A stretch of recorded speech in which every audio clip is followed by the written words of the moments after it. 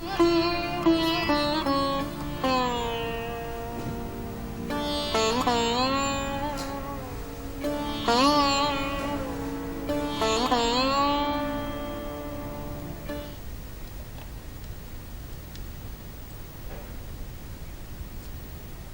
వృక్ష ప్రేమికుడు వనజీవి రామయ్య కన్ను మూశారు.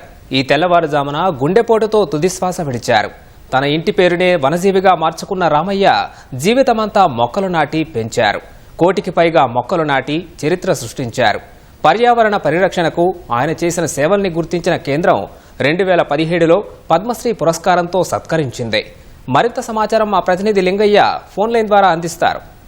లింగయ్య, చెప్పండి.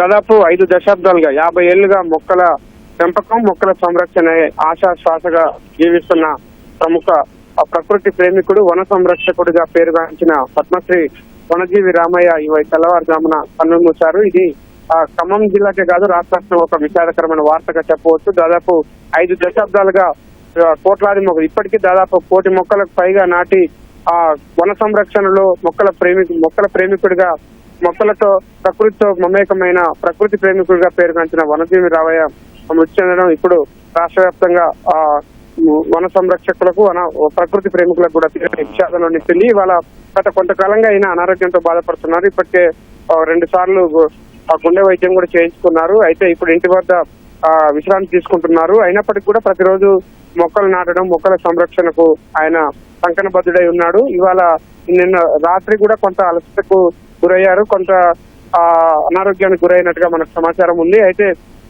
తెల్లవారుజామున ఆసుపత్రికి తీసుకొద్దాం అనుకునే లోపే ఈ వనజీవి రామయ్య గుండెపోటుతో మృతి చెందినట్టుగా సమాచారం అందింది. అయితే వనజీవి రామయ్య ఇవాళ రాత్రి కూడా మొక్కల కిందే, అంటే తాను పెట్టిన చెట్ల కిందే నిద్రపోయాడు. ఉదయం తెల్లవారేసరికి కొంత విగత జీవిగా పడి ఉండడం కుటుంబ సభ్యుల్ని తీరని శోకసంద్రంలో ముంచింది. దాదాపు 5 దశాబ్దాలుగా, అంటే 50 ఏళ్లుగా ఉమ్మడి ఖమ్మం జిల్లా వ్యాప్తంగా ప్రతి గ్రామంలో, ప్రతి రహదారి పక్కన, ప్రతి ఊర్లో కూడా వనజీవి రామయ్య మొక్క ఉంటుంది, వనజీవి రామయ్య నాటిన మొక్క కూడా ఉంటుంది. ఇక్కడే కాదు, జాతీయ రహదారుల పైన, రహదారులకు ఇరువైపులా, గ్రామీణ ప్రాంతాలకు వెళ్లే రహదారులకు ఇరువైపులా ఎక్కడ చూసినా రామయ్య వేసిన మొక్కలు ఇప్పటికీ జీవించి ఉన్నాయి. ఆయన ఆ మొక్కల్లో జీవించి ఉంటారని చెప్పారు. గతంలో ఈనాడు ఈటీవీ ఇంటర్వ్యూలో కూడా వనజీవి రామయ్య ఒక అంశం చెప్పాడు.